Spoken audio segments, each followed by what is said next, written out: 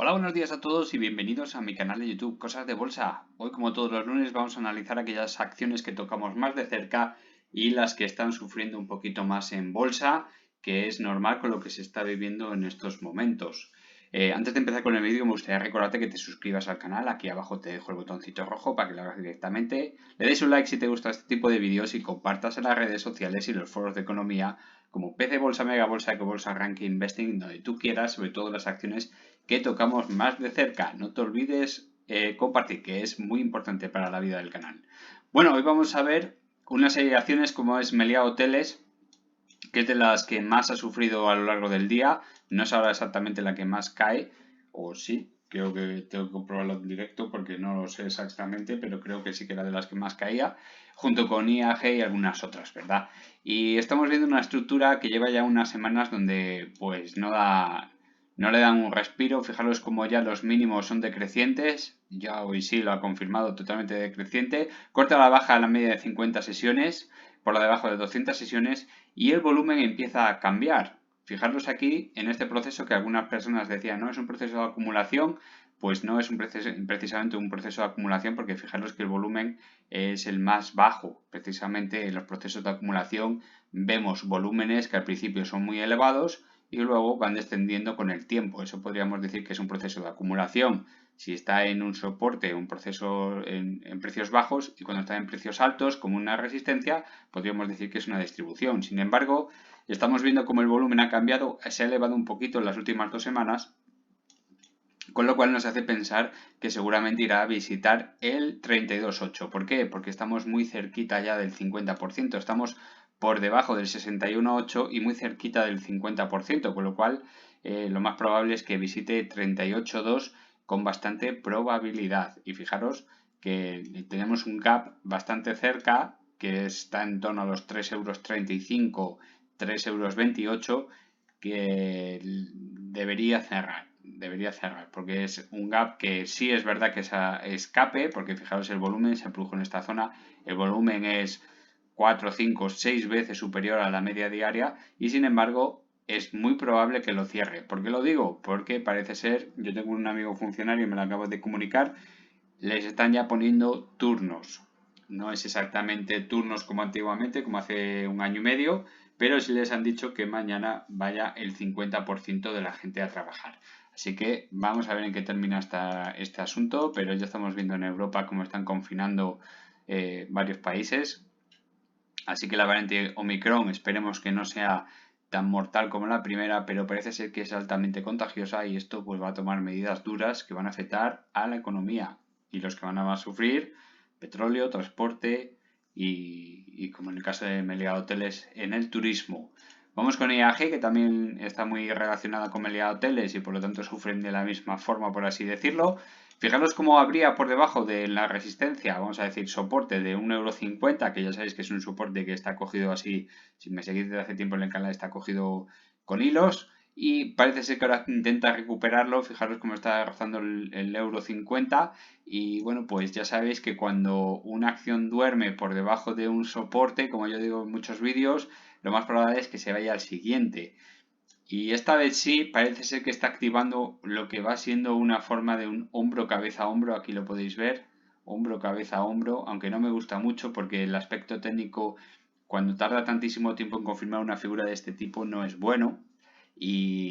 Pues te hace dudar de su efectividad, ¿verdad? Y las proyecciones que otorgan este hombro, cabeza, hombro, si tomamos una clavicular, que habría que tomarlo con mucha precisión, podría ser que dé precios objetivos por debajo del euro, pero eso es mucho decir por ahora. Yo estoy casi seguro, yo diría que al 90% estoy casi seguro que irá a cerrar el gap en 1,14 € por las debilidades que está mostrando. Fijaros que la media de 50 sesiones no ha sido capaz en ningún momento de pasar por encima de 200 sesiones, se está abriendo muchísimo a la baja y está girando ya por encima de los 45 grados, eso es muy mala señal.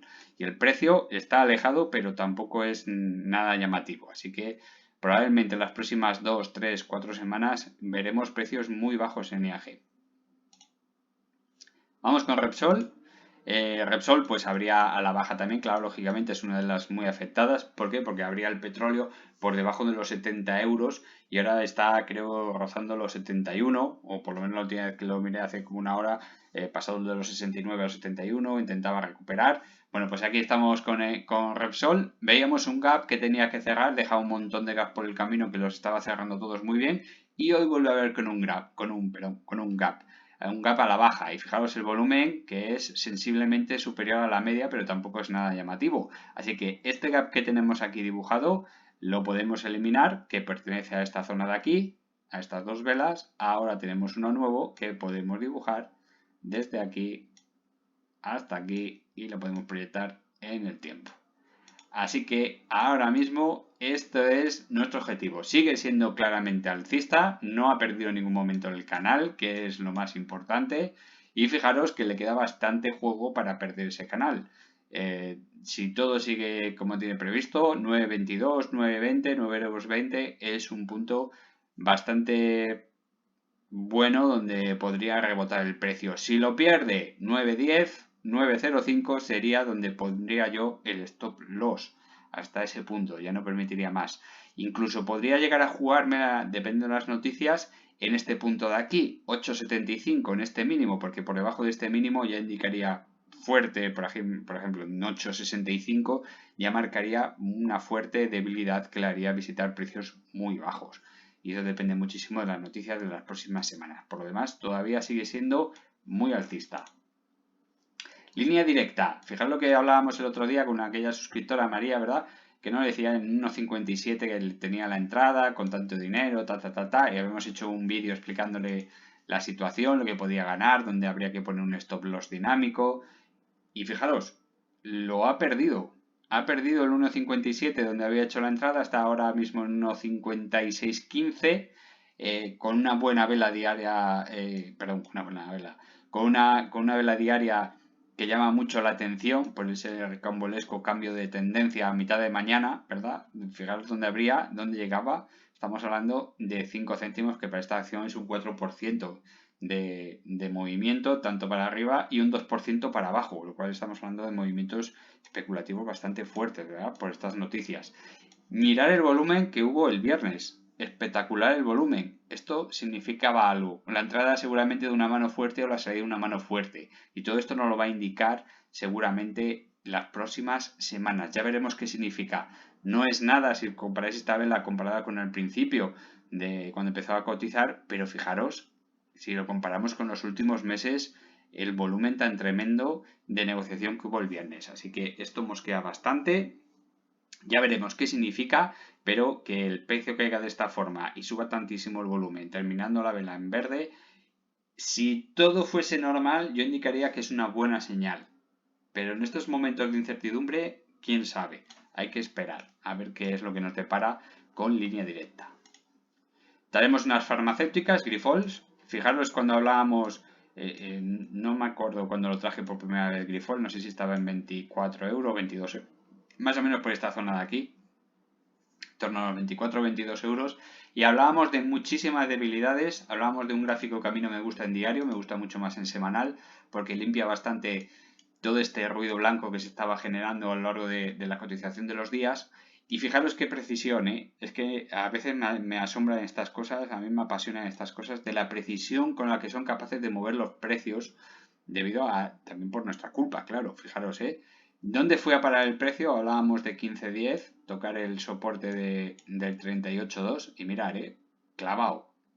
Toca el 15.10, que es por donde está el 38.10, el 38.2, perdón, de Fibonacci, y fijaros, tremendo volumen del día anterior, volumen por encima de la media en el 38.2 y para arriba. ¿Qué ocurre? Que por malas noticias, a pesar de ser una farmacéutica, esta farmacéutica se ve muy afectada por culpa del COVID. No les, bueno, pues debido a los derivados hematológicos, pues claro, no se dedica a hacer vacunas, sino a otro tipo de derivados, pues se ve fuertemente afectada negativamente por la pandemia. Y fijaros, esperemos que la vela sea una vela buena, aunque el volumen es pobre, porque los precios son bastante bajos, son precios muy bajos para este tipo de empresa. Estamos hablando de una empresa altamente endeudada como es Grifols, pero también estamos hablando de una empresa que gana 770 y tantos millones de euros en menos de un año, 9 meses, así que una empresa potente. Es la primera de Europa, la tercera del mundo en este tipo de derivados, pero la variante Omicron me parece que le va a afectar y bastante. Ya veremos cómo termina esto, pero la entrada en 38.2, que en un principio era buenísima, muy buena entrada, pensando en salir en 24 euros, 24 26 euros, que son precios objetivos normales para esta empresa que le dan muchísimos expertos, incluso llegar a ese precio podrías poner un stop loss dinámicos y esperar a que toque máximos en 33 euros. Fijaros, el beneficio es prácticamente duplicar, pero por ahora, con estas malas noticias que estamos teniendo, hay que esperar porque igual no es buena jugada. Le pasa lo mismo que a Celnex. ¿Os acordáis que hablábamos del problema que ha tenido en Inglaterra? Como el precio objetivo que marcábamos 45-46 se estaba acercando, pero con estas malas noticias hay que volver a recalcular todo otra vez la estructura. Pues lo mismo. Farmamar. A ver, que quito la publicidad. Ahí estamos.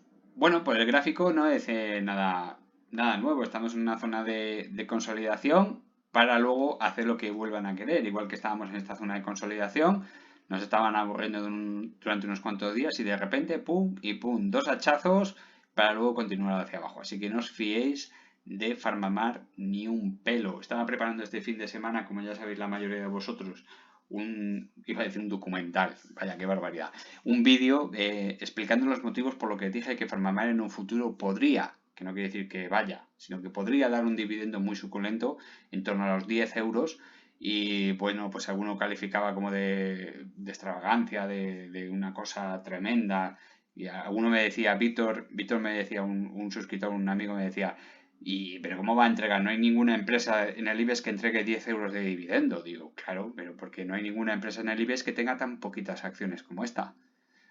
10 euros por acción para Farmamar son 185 millones de euros. Por ejemplo, ACS se gasta 550 millones. Hasta hace muy poquito Endesa se gastaba 1.400 millones de euros en dividendo. Ya no os digo Iberdrola, Telefónica, A3 Media, incluso Línea Directa. Línea Directa se gasta más de 100 millones de euros al año en dividendos y es una empresa mucho más pequeña que Farmamar, aunque gane más, pero es más pequeña. ¿Por qué puede llegar Farmamar a entregar 185 millones de euros? Porque viendo las ventas que está teniendo de Cepcelca sin tener nada aprobado, porque el producto estrella, todo el mundo habla de Aplidin y a mí me parece muy bien, pero el producto estrella que por negocio, volumen de negocio, va a ser Cepcelca. Fijaros, en el vídeo que estaba preparando este fin de semana tenía noticias recopiladas desde el 2009, donde por cierto encontré un artículo de un tal A.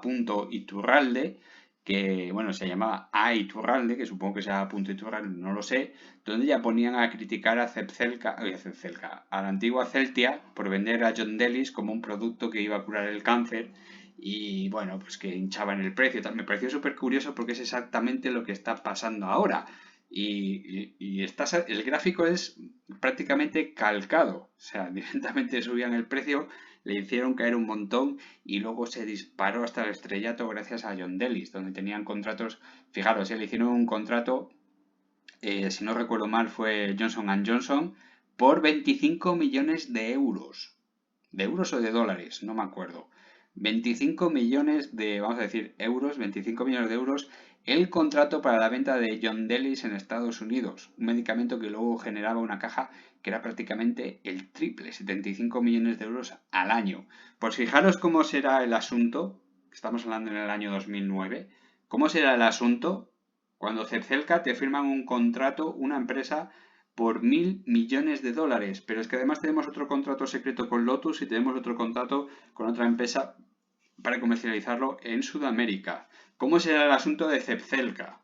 Bien, pues Cepcelca solo en Estados Unidos ha generado en este año y medio 180 millones de dólares, para la farmacéutica Jazz, donde está viendo que cada trimestre se vende cada vez más. De hecho, este último trimestre, a pesar de que han machacado las cuentas de Farmamar, pues habían bajado muchísimo las ventas por materias primas, resulta que es el trimestre que ha batido todos los récords. De hecho, era el medicamento de pequeñas y mediana farmacéutica que más se ha vendido en el planeta.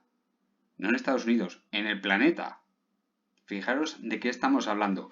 Si tú haces cálculos y resulta que las ventas en Europa las puede llevar solo Farmamar, o a lo mejor, porque iba a tocar esas dos ramas, era una forma de presionar a las grandes farmacéuticas para decir, el contrato de 1.000 millones de dólares me parece muy bien, pero si te lo quieres vender en Europa y me quieres volver a quitar el negocio de Europa, a lo mejor tenemos que firmar un contrato de 2.000 millones, aumentar un poquito la presión para aumentar el suculento contrato, ¿no? No quedarse en 1.000 millones de dólares, que ya es muchísimo, sino que estamos hablando también de Europa, ampliar hasta ese punto no vamos a pagar por lo mismo, cuando ya estamos a punto de ser aprobado, porque lo más seguro es que sea aprobado, que puede pasar cualquier cosa, puede pasar cualquier cosa, pero lo más seguro es que sea aprobado. Ninguna farmacéutica te va a hacer un contrato de 1.000 millones para un medicamento que no está dando buen resultado, ¿verdad? Pues Zepzelca es todo lo contrario, Zepzelca está dando muy buen resultado, se está vendiendo muchísimo, por algo será, incluso han tenido que tirar de las reservas de las materias primas de Farmamar para poder acudir a las ventas en este trimestre. Y los resultados trimestrales que tenemos, que es lo que más me duele de todo, son provisionales, no eran fijos y no han sido corregidos. Seguramente se corrijan ahora a final de año, que es lo que más me duele, que no haya salido un escrito diciendo, por favor, vamos a corregir las cifras que no están bien. Han batido récords. Así que estamos hablando de un medicamento que, haciendo cálculos de aquella manera, ¿verdad? Porque nunca lo sabremos, nunca lo sabremos hasta el final. Posiblemente estemos hablando de un medicamento que le pueda dar entre 225 y 325 millones de euros de beneficio al año en los próximos años, es decir, a partir de 2024 o 2025. Una empresa que solo con un medicamento genere 225 millones de euros, solo con uno, y os recuerdo que tiene a John Dellis que genera unos 50 millones al año, unos 50, unos 45, se está estancando en ese montante. Luego tiene también el medicamento de cuyo nombre no quiero acordarme, que es el del ojo seco, y luego viene el Aplidin para el COVID. Bueno, pues podríamos estar hablando, si todo sale tirando por lo bajo, gastarse 185 millones de euros en dividendo no me parece ninguna locura. Pero ninguna locura, ¿vale? No os quedéis con el dato de los 10 euros por acción, porque eso, claro, parece una barbaridad. Pero es que hay muy poquitas empresas en el IBEX, incluso en el continuo, que tengan tan pocas acciones para lo que cotiza como es Farmamar. Tan solo 18,5 millones, un poquito más de 18,5 millones de acciones. Es muy poco. Entonces, un dividendo que esté en torno a los 90 millones son 5 euros por acción. Y 90 millones de euros en dividendo no es absolutamente ninguna barbaridad. Pero ninguna barbaridad. Así que yo cuento con un dividendo, no es que cuente, pero haciendo cálculos te puede salir un dividendo, incluso un dividendo extraordinario, entre 5 y 10 euros por acción. No es ninguna locura, no lo es. Ahora hay que ver si se aprueba. Este año 2022 va a ser un año importante. Iba a hacer otro vídeo, un segundo vídeo, donde hablaba sobre la entrevista que había tenido en el medio en el Toro TV el presidente Sousa, y la verdad que es espectacular, es para comentarlo directamente. O sea, habla claramente de manipulación en los resultados y bloqueo al medicamento de Aplidin. O sea, directamente dice que la EMS española, la Agencia de Medicamentos Española, le hace coger a Aplidin y empezar desde cero, cuando en otros medicamentos se aprobaron directamente, bueno, medicamentos, dice, ni siquiera eran medicamentos, eran sustancias que iban a ser estudiadas para un medicamento que no se sabe ni la seguridad ni ningún tipo de dato, directamente aprobaban una fase 3, ¿no? Pues Aplidin, que es un medicamento y ya se sabe, ya se tiene perfectamente conocido todos sus efectos secundarios y su seguridad, le hacen empezar de nuevo en una fase 1, con lo cual ya hablan de cierta manipulación, bueno, pues ya sabemos todo esto cómo funciona, ¿no? Cuestión de dinero, cuestión de vacunas, hablan directamente de si, claro, si Aplidin hubiese ido directamente a una fase 3 y se demuestra su eficacia, el tema de las vacunas desaparece del escenario y eso no podría ser. Así que la entrevista, si no la habéis visto, os la aconsejo que la veáis porque es muy interesante. El año 2022 va a ser un año muy interesante para Farmamar. Esperemos que se cumplan los plazos que dice el presidente. Estamos hablando de a partir del verano del año que viene, que es muchísimo tiempo, pero bueno, son 6 meses más. Llevamos ya mucho recorrido, pero seguramente se sabrá algún dato antes. 3 medicamentos: Zepzelca, Aplidin y el medicamento que nunca me acuerdo para la enfermedad del ojo seco. ¿vale? Va a ser un año movidito para Farmamar. Esta situación de emergencia que estamos viviendo ahora con la variante de Omicron, por desgracia, es una desgracia para la economía, es una desgracia personal, va a haber muertes, pues no lo sé, yo no soy médico de esto, no sé, pero le va a favorecer mucho a Farmamar porque esto aumentaría el número de voluntarios que se presente al estudio que tiene para el caso del Aplidin. Así que vamos a ver qué es lo que sucede porque se pueden ver movimientos bastante importantes en esta acción. Ya veremos, hay que esperar por lo menos hasta verano del año que viene si no nos recibimos ninguna noticia o algún dato de algún contrato como por ejemplo el Lotus, que por ahora es secreto.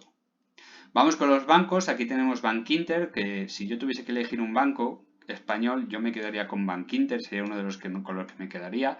Debido a su estructura, fijaros que estábamos hablando el otro día de Indra, que era un gráfico que teníais que buscar, y aquí tenéis otro muy parecido. Tenemos un canal alcista donde ha habido varios toques a ese canal, pocos a mi parecer, pocos, pero sigue siendo un canal alcista, y vemos como la media de 50 y 200 sesiones siguen dentro del canal. Eso es muy bueno. Incluso se podrían cortar a la baja, la de 50 por debajo de 200 sesiones, y seguir dentro del canal. Eso le da muchísima fortaleza.